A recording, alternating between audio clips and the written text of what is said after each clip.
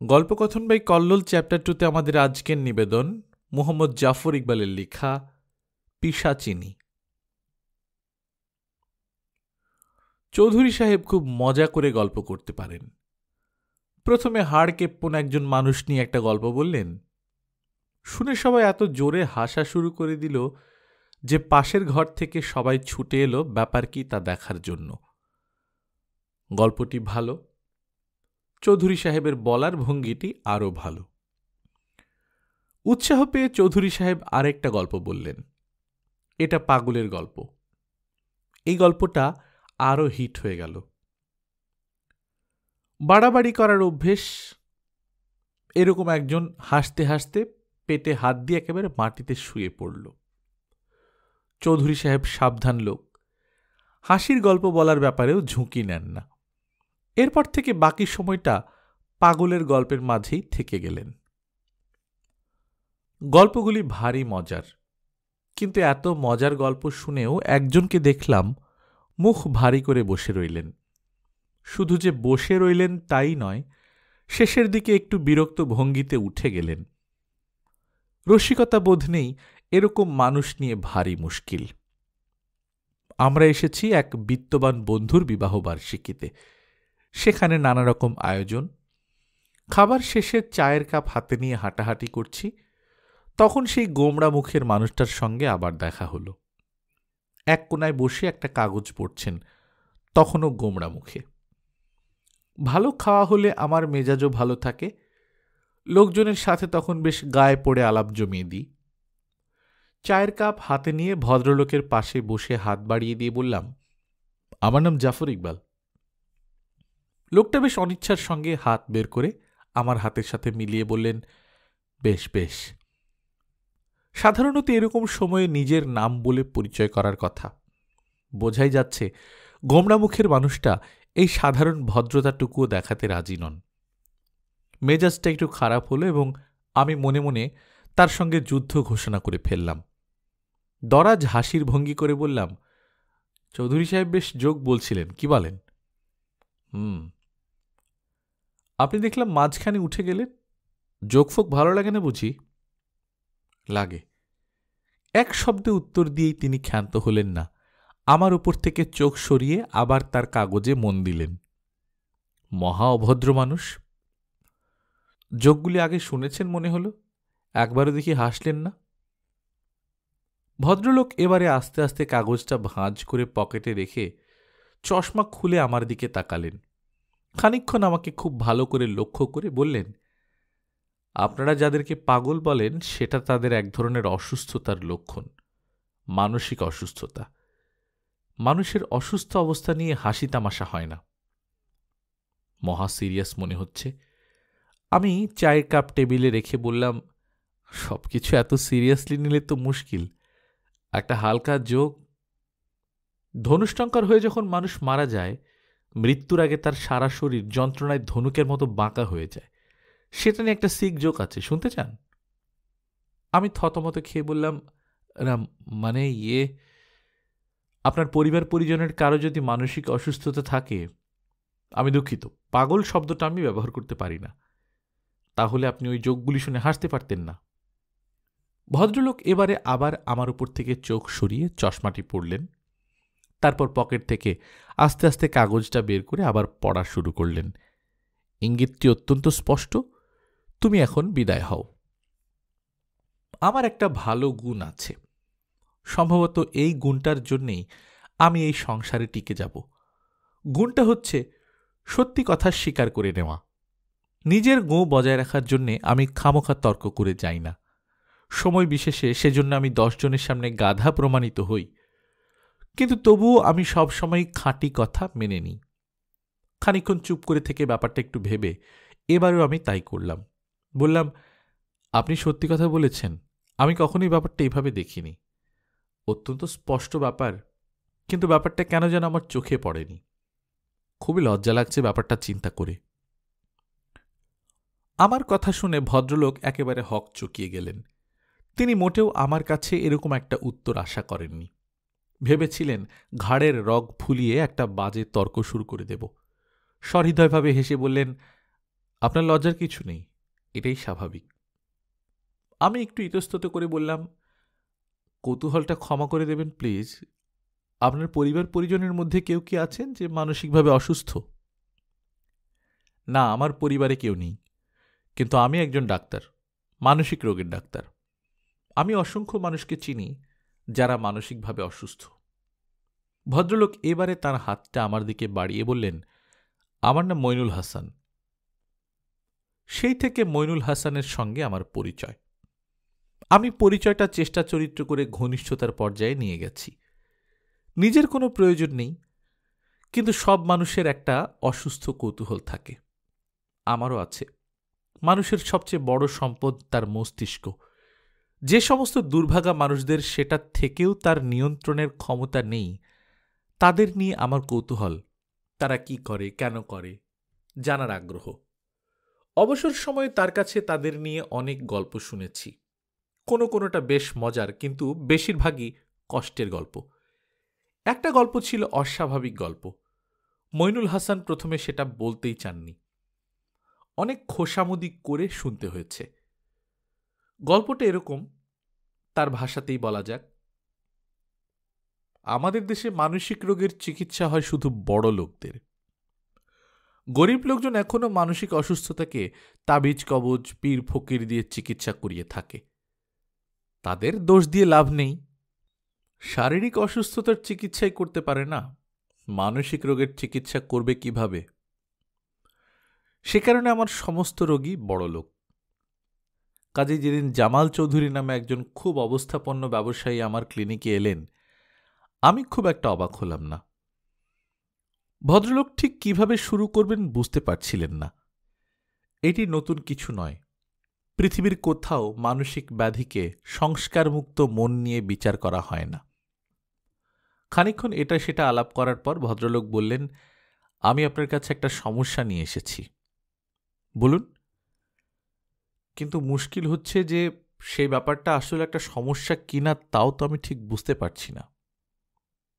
তবু বলুন। ব্যাপারটা আমার স্ত্রীকে নিয়ে। আমি চুপ করে থেকে ভদ্রলোককে কথা বলতে দিলাম। আমাদের একটা মেয়ে 3 মাস আগে সুইসাইড করেছে। আমি একটা ধাক্কা খেলাম। কতই বা বয়স ভদ্রলোকের, তার মেয়ে আর কত বড় হবে? এই বয়সে সুইসাইড। মেয়েটা বড় অভিমানী ছিল সত্যি, কিন্তু একেবারে সুইসাইড করে ফেলবে সেটা আমি কখনো ভাবিনি। কেন করেছিল? খুব তুচ্ছ একটা বিষয়ে, মায়ের সঙ্গে খাবার নিয়ে মন কষাকষি। এই বয়সে হয়, কিন্তু নীরা, আমার মেয়ের নাম নীরা, একেবারে সুইসাইড করে ফেলল। আমি খুব দুঃখিত জামাল সাহেব। কিভাবে ঘটনাটা ঘটেছিল? ভদ্রলোক একটু যেন শিউরে উঠলেন। বললেন, শরীরে কেরোসিন ঢেলে আগুন ধরিয়ে দিয়েছিল। আমি বাইরে ছিলাম। খবরটা পেয়ে কোনো রকমে প্লেনের টিকিট জোগাড় করে পাগলের মতো দেশে ছুটে এসেছি। সারা রাস্তা মনে মনে বলেছি, হে খোদা, মেয়েটাকে বাঁচিয়ে দাও। হাসপাতালে গিয়ে যখন তাকে দেখলাম, এর আগে আমি কখনো পুড়ে যাওয়া মানুষ দেখিনি, তখন বললাম, হায় খোদা, জীবনে যদি কোনো পুণ্য করে থাকি তার বিনিময়ে তোমার কাছে একটা জিনিস চাই, তুমি আমার মেয়েটাকে বাঁচিয়ে রেখো না। খোদা আমার কথা শুনল। মেয়েটা সে রাতেই মারা গেল। ভদ্রলোক একটু একটু কাঁপতে লাগলেন। অনেক কষ্ট করে নিজেকে শান্ত করে বললেন, একেবারে ফুলের মতো ছিল আমার মেয়েটি, মাত্র 13 বছর বয়স। জামাল সাহেব, আপনার মেয়ের কথা থাক, আপনি আবার নতুন করে কষ্ট পাচ্ছেন। আপনার স্ত্রীর কথা বলুন। আমার স্ত্রী খুব সুন্দরী মহিলা, লেখাপড়া জানা ভালো ঘরের মেয়ে। 17 বছর হলো বিয়ে হয়েছে। কিন্তু একটা আশ্চর্য জিনিস কি জানেন? আমার এখনো মনে হয় আমি আমার স্ত্রীকে ঠিক বুঝতে পারিনি। বুঝতে পারেননি ব্যাপারটা কিরকম? আমার মনে হয় বন্যা, আমার স্ত্রীর নাম বন্যা, বন্যার মনের ভেতর রয়েছে একটা দেয়াল। দেয়ালের অন্য পাশে তার নিজের জগৎ, সেখানে আমার ঢোকার অধিকার নেই। আপনি কি বৈবাহিক জীবনে নিজেকে অসুখী মনে করেন? অসুখী? জামাল সাহেবকে একটু বিভ্রান্ত দেখা গেল। অসুখী কি বলবো, ঝগড়াঝাটি মন কষাকষি সেসব কিছু নেই, কিন্তু দুজন যে খুব অন্তরঙ্গ সেরকমও নই। সে হিসেবে বলা যায় আমি হয়তো কিছুটা অসুখী, কিন্তু সেভাবে হিসেব করলে তো অনেকেই অসুখী। আমার সমস্যা সেটা নয়, আমার সমস্যাটা হচ্ছে অন্য জায়গায়। জামাল সাহেব একটু ইতস্তত করে থেমে গেলেন। আমি বললাম, বলুন। আমার কেন যেন মনে হয় আমার মেয়ে নীরা যে মারা গেছে সেজন্য বন্যার দুঃখ টুক্ষ তেমন একটা হয়নি। আমি একটু অবাক হয়ে বললাম, এটা তো আপনি খুব একটা গুরুতর কথা বললেন। হ্যাঁ, আমি বলছি, আমার আরেকটা ছেলে খুব ছেলেবেলায় মারা গিয়েছিল। আমি তখনও দেশের বাইরে ছিলাম, ফিরে আসতে আসতে কবর দেয়া হয়ে গিয়েছিল। এখন আমার মনে হয় তখনও বন্যার খুব বেশি দুঃখ হয়নি। তখন বুঝতে পারিনি, ভেবেছিলাম এক একজন মানুষের শোক প্রকাশের ভঙ্গি এক এক রকম। আপনার ছেলে কিভাবে মারা গিয়েছিল? পানিতে ডুবে। বাসায় শখ করে বাথটাব লাগিয়েছিলাম, সেটাই সর্বনাশ হলো। এখন আপনার কজন ছেলে মেয়ে? আর একজন ছেলে, 10 বছর বয়স, ক্লাস 5-এ পড়ে। কদিন থেকে মনে হচ্ছে আমার স্ত্রীর ভেতর কোনো একটা অস্বাভাবিক ব্যাপার আছে। অস্বাভাবিক? হ্যাঁ, মানসিক দিক দিয়ে অস্বাভাবিক। আপনার কাছে আমি এসেছি সেজন্যেই। আপনি কি আমার স্ত্রীকে একটু দেখবেন, দেখে কি বলবেন সে পুরোপুরি সুস্থ কিনা? হ্যাঁ, নিশ্চয়ই, কিন্তু আমার একটা অনুরোধ আছে। বন্যাকে আমি আপনার ক্লিনিকে আনতে পারবো না, সে কিছু একটা সন্দেহ করবে। আপনাকে আমার বাসায় যেতে হবে, ডাক্তার হিসেবে নয়, বন্ধু হিসেবে। আমার অনেক টাকা, কিন্তু আপনাকে এই অনুরোধ আমি টাকার জোরে করছি না, এই অনুরোধ করছি একজন দুঃখী মানুষ হিসেবে। আমার মনে এতটুকু শান্তি নেই। আমি বাধা দিয়ে বললাম, অস্থির হবেন না, আমি এমন কিছু ব্যস্ত মানুষ নই, সময় করে আপনার বাসায় যেতে আমার কোনো অসুবিধাই হবে না। পরের সপ্তাহেই সময় করে জামাল সাহেবের বাসায় গেলাম। জামাল সাহেবের সঙ্গে কথা বলে গিয়েছিলাম, জানতাম তিনি থাকবেন না। গিয়ে দেখি তার স্ত্রীও নেই।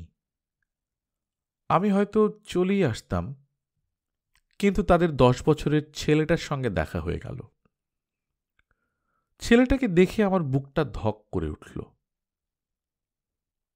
আমি মানুষের মন নিয়ে কাজ করি, তাই মানুষের চেহারা দেখে কখনো কখনো মন সম্পর্কে খানিকটা আঁচ করতে পারি।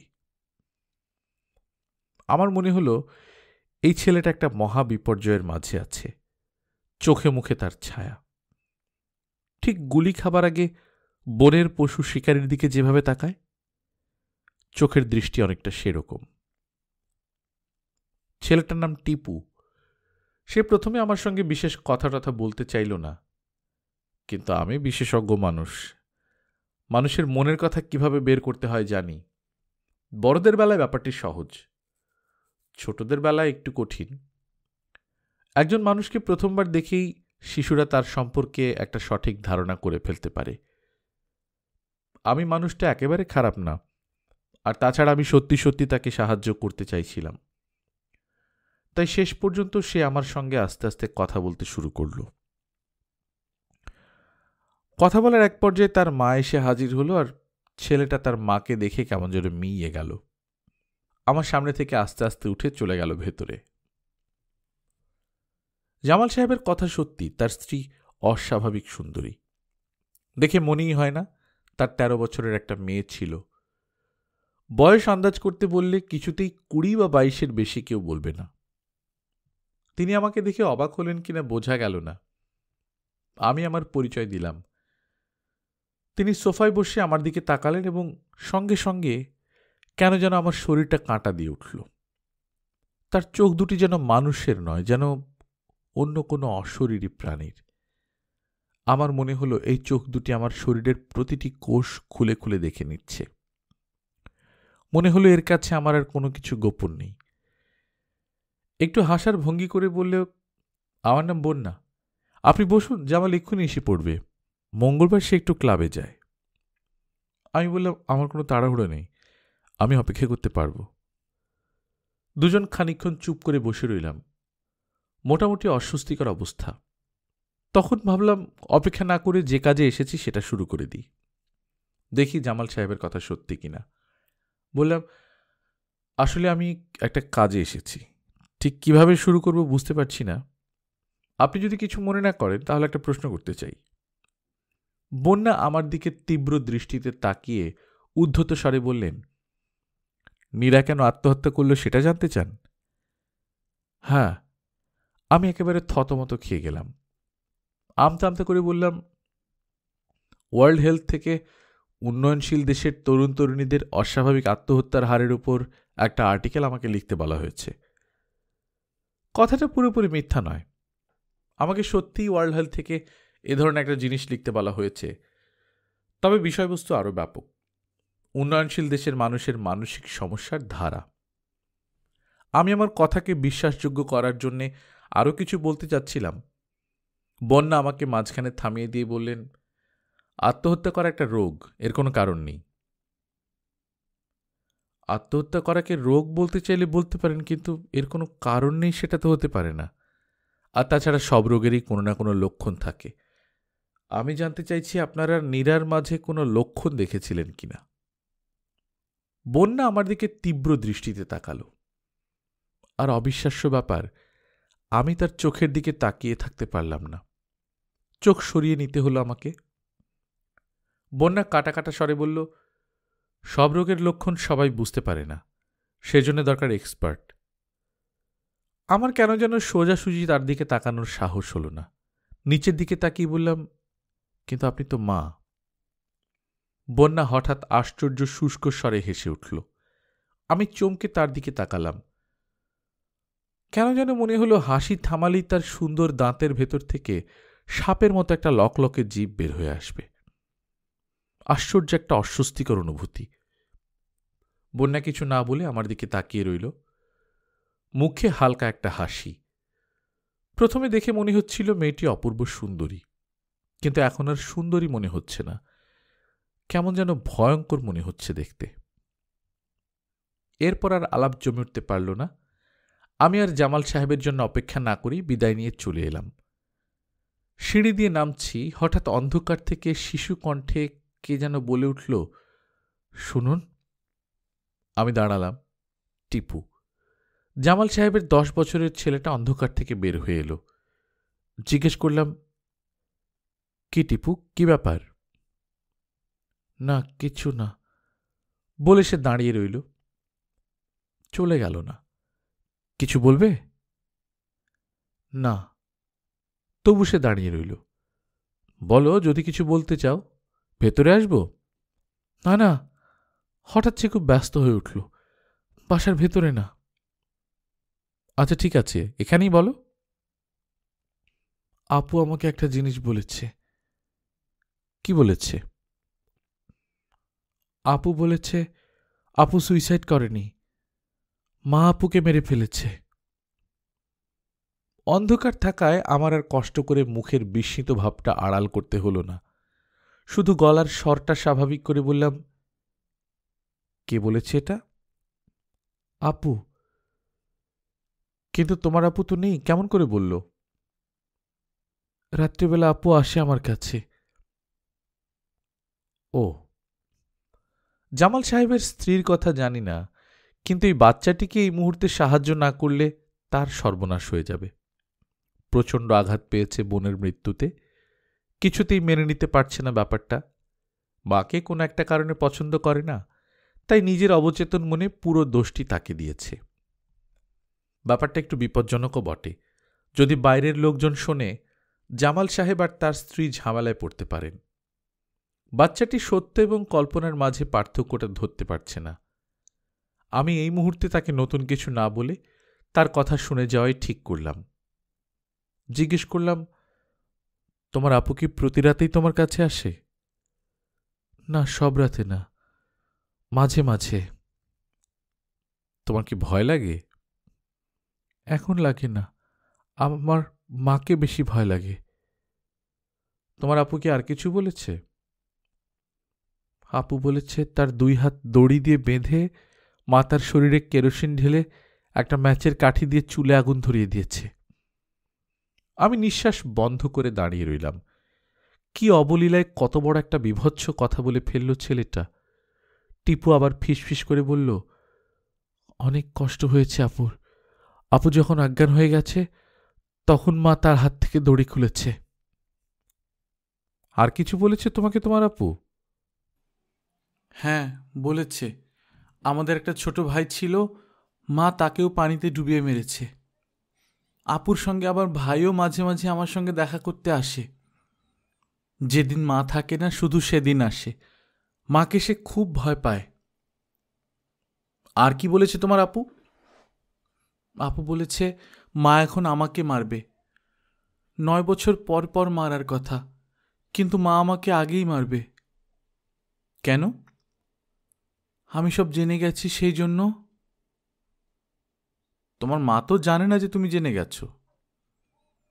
মা চোখের দিকে তাকালেই সব জেনে যায়, সেজন্য আমি চোখের দিকে তাকাই না।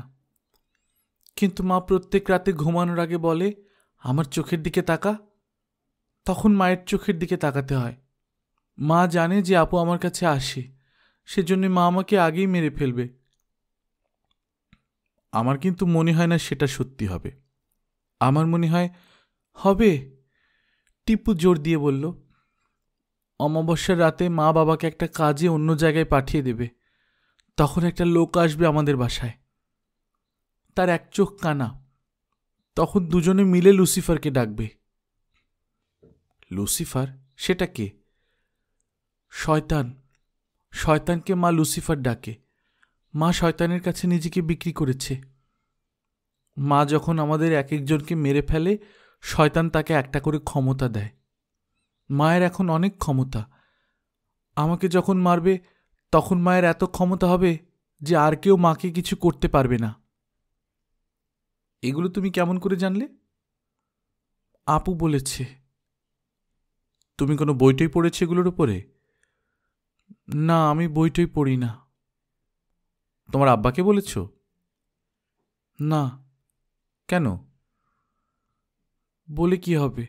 আব্বা কিছু করতে পারে না। আব্বাকে মা সবসময় কোথাও না কোথাও পাঠিয়ে দেয়। আমাকে নিয়ে যাবেন আপনার সঙ্গে? আমার সঙ্গে? আমি থতমত খেয়ে গেলাম। হ্যাঁ, আপনার বাসায়। তাহলে মা আমাকে মেরে ফেলতে পারবে না। আমি টিপুর মাথায় হাত রেখে বললাম, যদি দরকার হয় আমি তোমাকে অবশ্যই নিয়ে যাব। আমি তোমাকে কথা দিচ্ছি, কেউ তোমাকে মারতে পারবে না। আমি তোমাকে বাঁচাবো। টিপু আস্তে আস্তে বলল, আপু বলেছে আমাকে কেউ নেবে না, আমাকে এখানেই থাকতে হবে। আপু বলেছে মরে যাবার সময় অনেক কষ্ট, কিন্তু মরে যাবার পরে নাকি কষ্ট নেই। তুমি ভয় পেও না, তোমাকে কেউ মারতে পারবে না। আপু বলেছে বেশি করে রসুন খেতে। রসুন? হ্যাঁ, বেশি করে রসুন খেলে নাকি লুসিফার কাছে আসতে পারে না। এই যে আমি রসুন খাচ্ছি। ছেলেটা মুখ হাঁ করল, আর ভক করে কাঁচা রসুনের গন্ধ এসে লাগলো নাকে। আর কি বলেছে? আর বলেছে একটা বাঁশের কঞ্চি 2 পাশে পুড়িয়ে সাথে রাখতে। কঞ্চি? হ্যাঁ। রেখেছ তুমি? হ্যাঁ, এই যে। টিপু শার্টের নিচ থেকে বিঘৎখানেক লম্বা একটা বাঁশের কঞ্চি বের করল। 2 পাশে একটু একটু করে পুড়িয়ে রেখেছে। বলল, এটা সাথে রাখলে লুসিফার আসতে পারবে না। তুমি ভয় পেও না, তোমার কিচ্ছু হবে না। এই অমাবস্যাতেই মা। আমি তার আগেই তোমার একটা ব্যবস্থা করব। সত্যি? টিপু জলজলে চোখে আমার দিকে তাকালো। হ্যাঁ। আমি টিপুর হাত শক্ত করে ধরে বললাম, তোমাকে আমি কথা দিলাম, তোমার আপু যদি আসে তাহলে তাকেও বলো যে তোমার আর ভয় নেই, আমি তোমাকে বাঁচাবো। বলবো। টিপু প্রথমবার একটু হাসল, বলল, আপু শুনলে খুশি হবে। টিপুর কথা শুনে আমার বুকটা প্রায় ভেঙে গেল। বাসায় আসতে আসতে আমার হঠাৎ মনে হলো, এমন কি হতে পারে যে টিপু যা বলেছে তা সত্যি? বন্যা সত্যিই একজন পিশাচিনী, সত্যি সে তার 2 ছেলে মেয়েকে মেরে এখন তার আরেকটা ছেলেকে মারার জন্য প্রস্তুত হচ্ছে? আমি মাথা থেকে জোর করে চিন্তাটা সরিয়ে দিলাম। আমি একজন ডাক্তার, ভূতের ওঝা নই। টিপু অসুস্থ, তাকে সাহায্য করতে হবে। সে কল্পনা আর বাস্তবের মাঝে পার্থক্যটা ধরতে পারছে না। এই অসুখের নাম স্কিজোফ্রেনিয়া। মানসিক অসুখগুলির মাঝে সবচেয়ে খারাপ অসুখ এটি। পরদিন ভোরবেলাতেই জামাল সাহেব এসে হাজির হলেন। তার স্ত্রীর সম্পর্কে জানতে চান। ভদ্রমহিলাকে দেখে একটা অশুভ ভাব হয়, এই কথাটি আমি তাকে মুখ ফুটে বলতে পারলাম না 2টি কারণে। প্রথমত, গত রাতে আমি তাকে দেখে কেমন একটু ভয় পেয়েছিলাম। দিনের আলোতে সেটা চিন্তা করে এখন আমার নিজেরই লজ্জা লাগছে। দ্বিতীয়ত, আমি একজন ডাক্তার। আমাকে একজন মানুষকে যুক্তিতর্ক দিয়ে বিচার করতে হবে, মনের ভাব দিয়ে বিচার করলে চলবে না।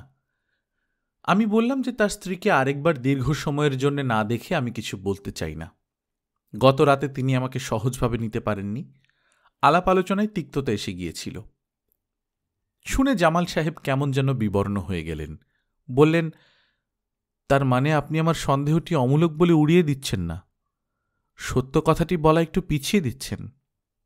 আমি বললাম, আপনার স্ত্রীর সমস্যার থেকে কিন্তু আপনার ছেলের সমস্যা অনেক গুরুতর। জামাল সাহেব চমকে উঠলেন। কেন, কি হয়েছে টিপুর? আমি জামাল সাহেবকে গত রাতে টিপুর সঙ্গে দীর্ঘ আলোচনার কথা বললাম। কি নিয়ে কথা হয়েছে তার খুঁটিনাটি বলে আরও মন খারাপ না করিয়ে দিয়ে সোজাসুজি বললাম, আপনার ছেলেকে যত তাড়াতাড়ি সম্ভব এই পরিবেশ থেকে সরিয়ে দিতে হবে। এমন জায়গায় নিতে হবে যেখানে তার বোনের কোনো স্মৃতি নেই। প্রথম সম্ভবত তার মা থেকেও সরিয়ে নেওয়া ভালো। কোনো একটা কারণে সেই মুহূর্তে তার মাকে সহ্য করতে পারছে না। জামাল সাহেব দীর্ঘ সময় চুপ করে বসে রইলেন। আমি তাকে সান্ত্বনা দিয়ে বললাম, আপনারা সবাই যে পরিস্থিতির ভেতর দিয়ে গিয়েছেন, তারপর এটা অস্বাভাবিক কিছুই নয়। আর একটু সময় যেতে দিন, সব স্বাভাবিক হয়ে যাবে। জামাল সাহেব কোনো কথা না বলে দীর্ঘ সময় বিবর্ণ মুখে বসে রইলেন। চলে যাবার আগে জামাল সাহেবকে জিজ্ঞেস করে আমি কয়েকটা জিনিস জেনে নিলাম। তার ছেলে আর মেয়ে মারা যাওয়ার সঠিক দিন তারিখ। ওই 2 দিনই তিনি শহরের বাইরে ছিলেন।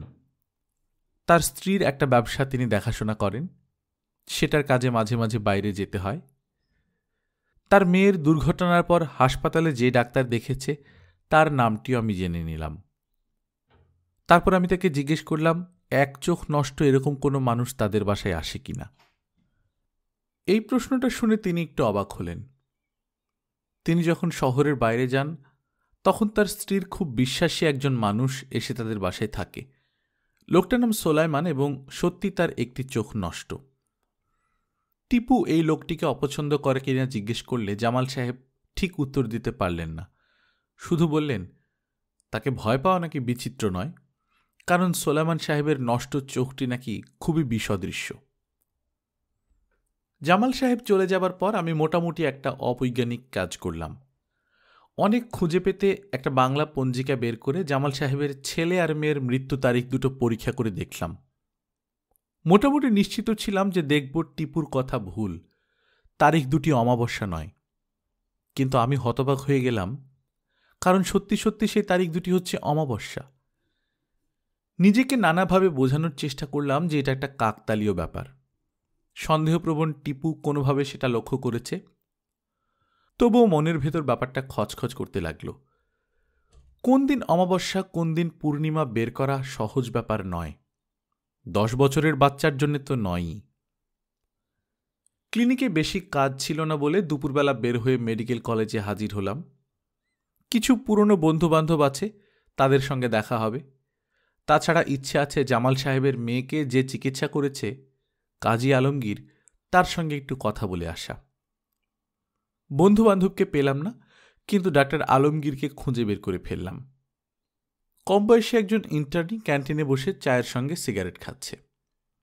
সামনে বসে পরিচয় দিয়ে তাকে বললাম যে নীরার দুর্ঘটনার ব্যাপারে আমি তাকে কিছু প্রশ্ন করতে চাই। আমি খুব অবাক হলাম যখন দেখলাম তার বেশ খানিকক্ষণ লাগলো নীরার কথা মনে করতে। প্রতিদিন নাকি এত অসংখ্য বিচিত্র রকমের দুর্ঘটনার কেস আসে, যে পুড়ে মরার ব্যাপারটি তার তুলনায় কিছুই নয়। যখন শেষ পর্যন্ত সে মনে করতে পারল, তখন জিজ্ঞেস করলাম, আপনি কি নীরার ব্যাপারটিতে অস্বাভাবিক কিছু দেখেছিলেন? 13 বছরের একটা বাচ্চার পুড়ে মরে যাওয়াটা যদি অস্বাভাবিক মনে না করেন, তাহলে না, দেখিনি। কিছুই না? না। চোখ মুখ কুঁচকে খানিকক্ষণ সে মনে করার চেষ্টা করল, তারপর বলল, না, কিছু মনে করতে পারছি না। কেন? শরীরের কোন জায়গাটা বেশি পুড়েছে, কোন জায়গা কম পুড়েছে, এরকম কিছু মনে নেই। হাত বা হাতের কবজি? ভুরু কুঁচকে আমার দিকে তাকালো কাজী আলমগীর। হ্যাঁ, হাতের কবজির কাজটা পড়েনি, আমার মনে পড়েছে এখন। একটু অবাক হয়েছিলাম তখন, কিন্তু আপনি জানলেন কি করে?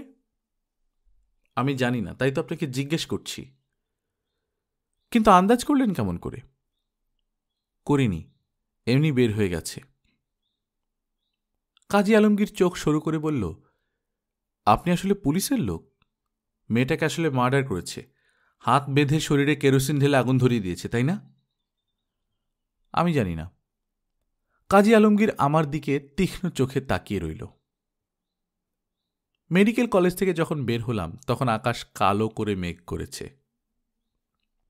আমি অন্যমনস্কভাবে হাঁটতে থাকি। সব হিসেব গোলমাল হয়ে গেছে।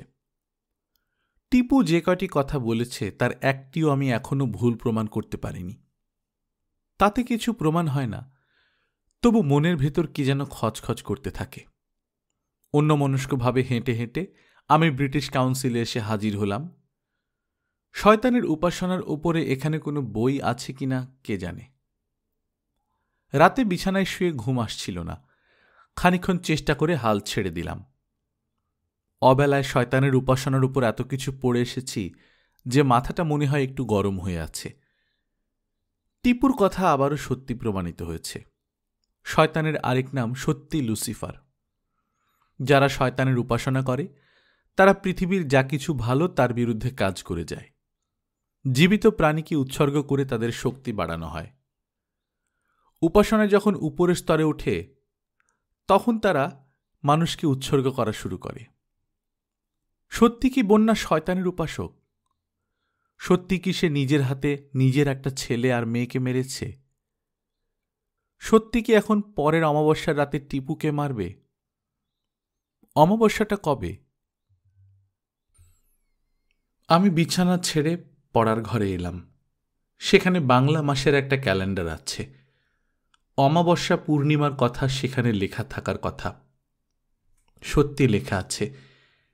আমি কেমন যেন একটা অস্বস্তি নিয়ে আবিষ্কার করলাম, আজ অমাবস্যার রাত। পড়ার ঘরে খানিকক্ষণ উদ্দেশ্যহীনভাবে দাঁড়িয়ে থেকে আমি শোবার ঘরে ফিরে এলাম। ঘরের ভেতর অন্ধকার। আমি ঢুকতেই মনে হল কে যেন সরে গেল এক পাশে। আমি চমকে উঠে জিজ্ঞেস করলাম, কে? মনে হলো ফিসফিস করে একটা মেয়ে গলার স্বরে কে যেন বলল, টিপুকে কিন্তু ওরা মেরে ফেলবে। আমি কোনো মতে গিয়ে লাইটের সুইচ টিপে দিলাম। ঘরে কেউ নেই। আমার শরীর তখন অল্প অল্প কাঁপছে। আস্তে আস্তে গিয়ে বসলাম বিছানায়। এরকম একটা জিনিস আমি কেন শুনলাম? মনের ভুল? তাহলে আমার কি মাথা খারাপ হয়ে যাচ্ছে নাকি? নাকি আমার কাছে সাহায্যের জন্য এসেছেন নীরা? মিনিট 5 চুপ করে বসে থেকে আমি জামাল সাহেবের বাসায় টেলিফোন করলাম। 10টা রিং হয়ে গেল, কেউ টেলিফোন ধরল না। টেলিফোনটা রেখে আমি তখন আমার কাপড় পরা শুরু করলাম। টিপুকে কথা দিয়েছিলাম তাকে আমি বাঁচাবো। আমি কখনো ভাবিনি সত্যি তাকে কেউ মারবে। ওটা ছিল একটা কথার কথা। কিন্তু এখন কেন যেন মনে হচ্ছে টিপুর কথাই হয়তো সত্যি হবে। আসলে তাকে কেউ হয়তো মেরে ফেলতে চাইছে। টিপুকে আমি কথা দিয়েছিলাম তাকে বাঁচাবো, তাকে বাঁচাতেই হবে। কিভাবে জানি না, কিন্তু বাঁচাতেই হবে। বের হবার আগে আমি আবার টেলিফোন করলাম। এবার সাথে সাথে একজন ফোন ধরল। শুষ্ক পুরুষ মানুষের কণ্ঠস্বর। আমি জিজ্ঞাসা করলাম, এটা কি জামাল সাহেবের বাসা? সাহেব বাসায় নেই। কখন আসবেন? কালকে। আপনি কে কথা বলছেন? আমার নাম সুলাইমান। আমি নিজের অজান্তেই কেমন যেন শিউরে উঠলাম। অমাবস্যার রাতে জামাল সাহেবকে শহরের বাইরে পাঠিয়ে এক চোখ নষ্ট সুলাইমানকে ডেকে আনা হয়েছে, ঠিক যেরকম টিপু বলেছিল। আমি বললাম, টিপুর সাথে একটু কথা বলতে পারি? কে? জামাল সাহেবের ছেলে টিপু। অন্য পাশ থেকে দীর্ঘ সময় কোনো কথা শোনা গেল না। আমি বললাম, হ্যালো। কোনো উত্তর শোনা গেল না। সুলাইমান টেলিফোন রেখে দিয়েছে। আমার বাসা থেকে বের হলাম 10 মিনিট পরে। রান্নাঘরে কোথায় রসুন রাখা হয় আমার জানা ছিল না। খুঁজে বের করতে একটু সময় লাগল। এক টুকরো মুখে দিয়ে দেখলাম জঘন্য গন্ধ। একসময় মাছ ধরার শখ ছিল, কুমিল্লা থেকে একটা ভালো ছিপ জোগাড় করেছিলাম। সেটা থেকে বিঘত খানেক করে গোটা 4 টুকরো কেটে গ্যাসের চুলায় দুপাশে পুড়িয়ে নিলাম। টিপু বলেছিল এরকম জিনিস সাথে রাখলে লুসিফার নাকি কাছে আসতে পারবে না। আমি নিজে বিশ্বাস করি না, কিন্তু টিপু করে। তাকে সাহস দেবার জন্য কাজে লাগতে পারে। ঠিক ঘর থেকে বের হবার আগে আগে কি মনে করে আমার এক ভাগ্নেকে ফোন করে দিলাম। সে পেশাদার গুন্ডা। ভালো রকমের গুন্ডাই হবে, কারণ শুনেছি সবগুলো রাজনৈতিক দলই নাকি পয়সা কড়ি দিয়ে তাকে হাতে রাখে।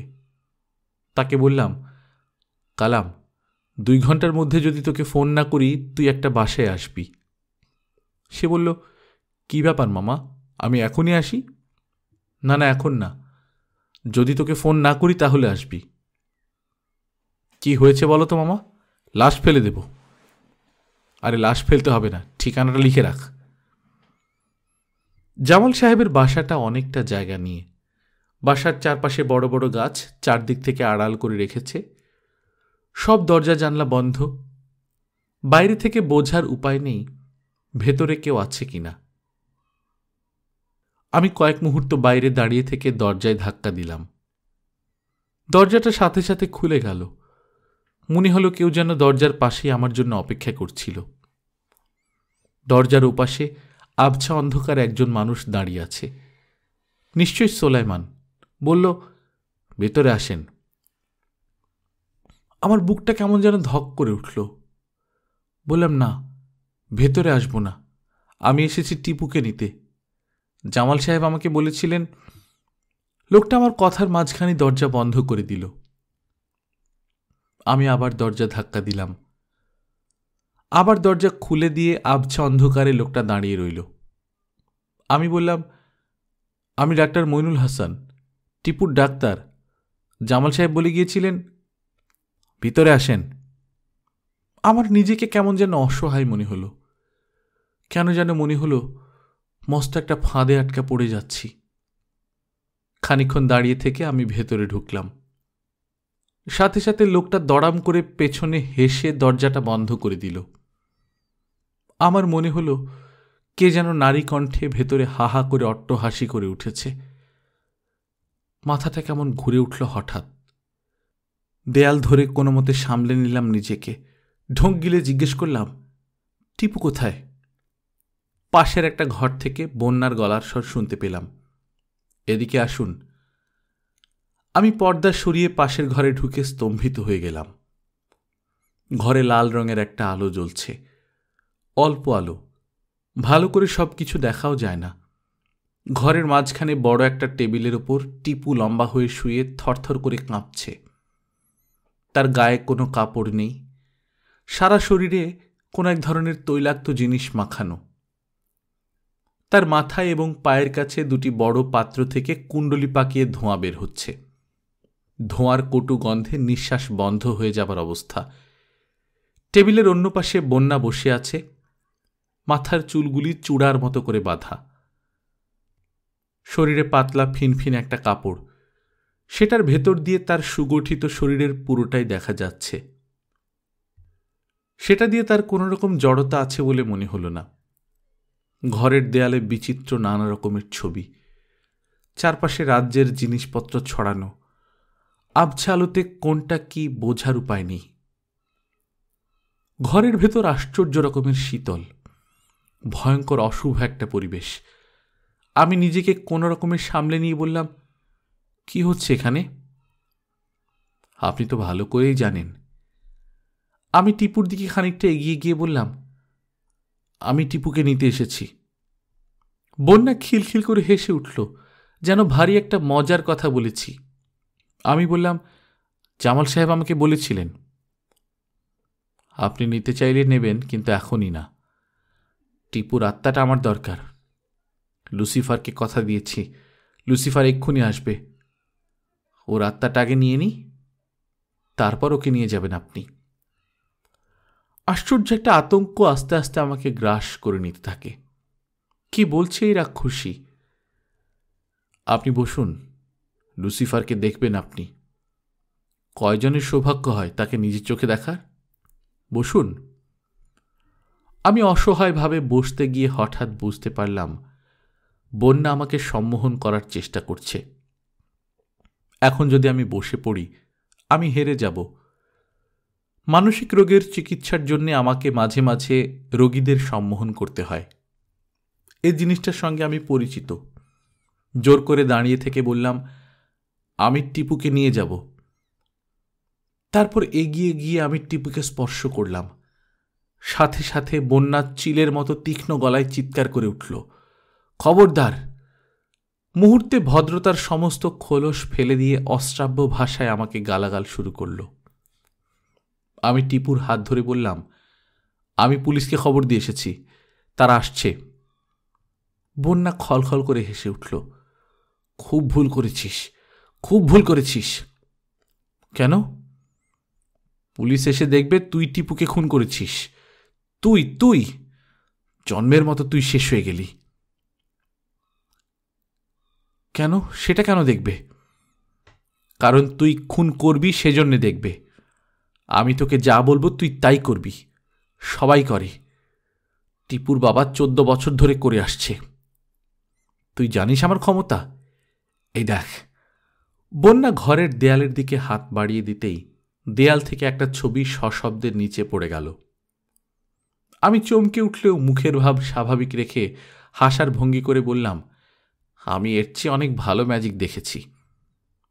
আহাম্মকের বাচ্চা, এটা ম্যাজিক না। কি এটা? তুই খুব ভালো করে জানিস এটা কি। আমি ভূত প্রেতে বিশ্বাস করি না। বন্যা মনে হলো খানিকক্ষণ অবাক হয়ে আমার দিকে তাকিয়ে রইল। তারপর বলল, ঠিক আছে, এবার তাহলে নিজের চোখে দেখ। আমার ভেতরে কেমন যেন একটা রোখ চেপে গেল।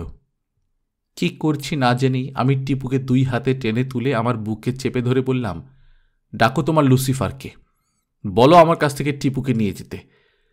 দেখি তার কত বড় ক্ষমতা।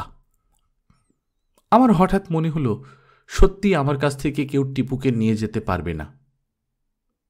টিপু আস্তে আস্তে চোখ খুলে আমার দিকে তাকিয়ে বিকারগ্রস্তের মতো ফিসফিস করে বলল, নিরাপুক সবাইকে নিয়ে এসেছে, লুসিফার আর ঢুকতে পারবে না। খানিকক্ষণ আমার চোখের দিকে তাকিয়ে থেকে সে আবার চোখ বন্ধ করে ফেলল। তার শরীরে যেটা মাখানো হয়েছে সেটার ভেতর কোনো এক ধরনের মাদক দ্রব্য আছে। লোমকূপ দিয়ে শরীরে ঢুকে তাকে নেশাগ্রস্ত করে ফেলেছে। তার শরীর আস্তে আস্তে নিস্তেজ হয়ে আসছে। বন্যা তীব্র চোখে খানিকক্ষণ আমার দিকে তাকিয়ে রইল। তারপর হঠাৎ লাফিয়ে দাঁড়িয়ে দুর্বোধ্য ভাষায় কি উচ্চারণ করতে করতে ধূপের মতো একটা জিনিস আগুনের মাঝে ছেড়ে দেয়। দপ করে একটা আগুনের শিখা জ্বলে উঠে আবার নিভে যায়। কুণ্ডলি পাকিয়ে ধোঁয়া বের হতে থাকে। ঝাঁঝালো গন্ধে হঠাৎ সারা ঘর ভরে যায়। বন্যার 2 হাত মুষ্টিবদ্ধ করে ওপরের দিকে তাকিয়ে সারা শরীর ঝাঁকিয়ে চিৎকার করে কাকে যেন ডাকতে থাকে। এক চক্ষু সোলাইমান বড় বড় নিঃশ্বাস নিয়ে তালে তালে মাথা ঝাঁকাতে থাকে, আর আমি আতঙ্কের সঙ্গে লক্ষ্য করি তার হাতে একটা লম্বা রামদা। সেটা ঘুরিয়ে ঘুরিয়ে সে উঠে দাঁড়ায়, তালে তালে নাচতে থাকে, লাফাতে থাকে। টিপু হঠাৎ শক্ত করে আমার হাত ধরে চোখ খুলে ফিসফিস করে বলে, হাসতে পারবে না, হাসতে পারবে না। কে আসতে পারবে না? লুসিফার আসতে পারবে না। কেন? আপনার জন্যে। আপনি ঠিক জিনিস করেছেন। কি করেছি? আপনি মায়ের বিরুদ্ধে দাঁড়িয়েছেন। লুসিফার ব্যবহার করবে মাকে, আপু ব্যবহার করবে আপনাকে। আপু এখন চিৎকার করে সবাইকে ডাকছে, আর যত ভালো ভালো আত্মা আছে সবাই এসে আমাদের ঘিরে দাঁড়াচ্ছে। লুসিফার কিচ্ছু করতে পারবে না। টিপু লম্বা লম্বা নিঃশ্বাস নিতে থাকে, জল জলে চোখে তাকায়। তার মুখের কোণে আমি প্রথমবার একটু হাসি দেখতে পাই। তার কানের কাছে মুখ নিয়ে বলি, আমি তোমার জন্য রসুন আর কঞ্চি পুড়িয়ে এনেছি। সত্যি? কোথায়? এই যে। আমি বের করে তার হাতে দিলাম। সে একটু রসুন মুখে পুড়ে কঞ্চির টুকরোটা শক্ত করে ধরে রাখল। আমি দেখতে পেলাম তার মনের জোর হঠাৎ করে 100 গুণ বেড়ে গেছে। বন্যা বিকারগ্রস্ত মানুষের মতো মাথা ঝাঁকিয়ে চিৎকার করতে থাকে। তার সুগঠিত দেহ এক ধরনের আদিম হিংস্রতায় থরথর করে কেঁপে ওঠে। সোলাইমান হাতে রামদা নিয়ে লাফাতে থাকে, আর হঠাৎ সারা ঘর থরথর করে কেঁপে ওঠে। মনে হয় সত্যিই বুঝি ঘরে কিছু একটা এসেছে। যার ইচ্ছে হয় আসুক, কিন্তু আমি বেঁচে থাকতে আমার হাত থেকে এই শিশুটিকে কেউ নিয়ে যেতে পারবে না। টিপুকে শক্ত করে ধরে আমি নিঃশ্বাস বন্ধ করে বসে থাকি। বন্যার মুখে বিন্দু বিন্দু ঘাম জমে উঠেছে। সারা মুখে কষ্ট আর পরিশ্রমের একটা ছাপ, তার সাথে অবিশ্বাসের চিহ্ন। সত্যি কি সে হেরে যাচ্ছে? সত্যি কি হাজার হাজার আত্মা এসে ঘিরে রেখেছে আমাদের? টিপু হঠাৎ আমাকে আঁকড়ে ধরে বড় বড় নিঃশ্বাস নিয়ে ছটফট করে বলল, এখন এখন কি? এখন শেষ করে দিন। কি শেষ করে দেব? লুসিফারকে। কেমন করে? হাত তুলে বলেন, বললেই হবে। কি করতে হবে আমি জানি না। লুসিফার নামক জিনিসটি কোথায় তাও জানি না। তবু টিপুর কথা মতো অনিশ্চিতভাবে হাত তুলে আমি বন্যার দিকে নির্দেশ করতেই একটা আশ্চর্য ব্যাপার ঘটল। বন্যার মুখের কথা আটকে গেল। অবিশ্বাসের দৃষ্টিতে আমার দিকে তাকিয়ে থেকে বড় বড় নিঃশ্বাস নিতে লাগল। আমি আস্তে আস্তে বললাম, তুমি জন্মের মতো শেষ হয়ে গেছো বন্যা। আর সাথে সাথে সত্যি সত্যি বন্যা হাঁটু ভেঙে নিচে পড়ে গেল। সত্যি সে জন্মের মতো শেষ হয়ে গেছে। সোলাইমান হাতে রামদা নিয়ে দাঁড়িয়ে আছে। বিদেহী প্রেতাত্মার আক্রমণ হয়তো সহ্য করা যায়, কিন্তু এই দুর্বৃত্ত যদি রামদা নিয়ে ছুটে আসে? আমি সতর্ক চোখে তাকিয়ে থাকি, তবে তার দরকার ছিল না। বন্যাকে দেখে সে রামদা নিচে ফেলে দিয়ে মাটিতে মাথা ঠেকিয়ে উপুড় হয়ে পড়ে গেল। শয়তানের উপাসনায় নিশ্চয়ই নানান স্তর আছে, ক্ষমতার প্রকারভেদ আছে। এই মুহূর্তে আমি সম্ভবত ক্ষমতার তুঙ্গে বসে আছি।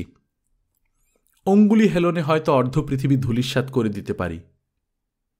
আমার বিরাগ ভাজন হবে সে সাহস কার আছে? এমন সময় দরজায় ঘা পড়ল।